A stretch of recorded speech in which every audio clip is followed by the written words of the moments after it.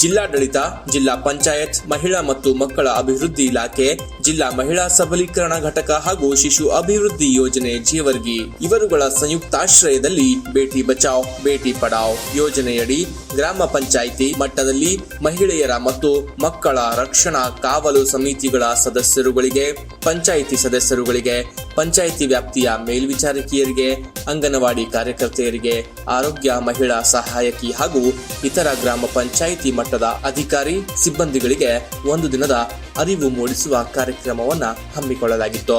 2015ರಲ್ಲಿ ಭಾರತ ಸರ್ಕಾರವು ದೇಶದಲ್ಲಿ ಲಿಂಗ ತಾರತಮ್ಯ ಮತ್ತು ಮಹಿಳಾ ಸಬಲೀಕರಣದ ಕುರಿತು ಬೇಟಿ ಬಚಾವ್ ಬೇಟಿ ಪಡಾವ್ ಯೋಜನೆಯನ್ನ ಪರಿಚಯಿಸಿತು.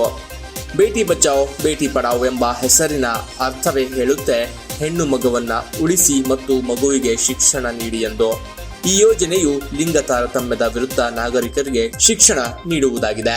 ಈ ಕುರಿತಾಗಿ ಜೇವರ್ಗಿಯಲ್ಲಿ ಬೇಟಿ ಬಚಾವ್ ಬೇಟಿ ಪಡಾವ್ ಅರಿವು ಕಾರ್ಯಕ್ರಮವನ್ನ ನೆರವೇರಿಸಿ ನಂತರ ಸಸಿ ನೆಡುವ ಕಾರ್ಯಕ್ರಮವನ್ನ ಮಾಡಲಾಯಿತು.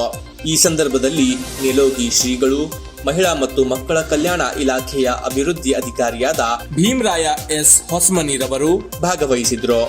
ಕಾರ್ಯಕ್ರಮವನ್ನ ನೆಲೋಗಿ ಅಂಗನವಾಡಿಯ ಕಾರ್ಯಕರ್ತೆ ಭಾರತಿ ಎಂ ಕುಜುಗುಂಟ್ರವರು ನಿರೂಪಿಸಿದ್ರು.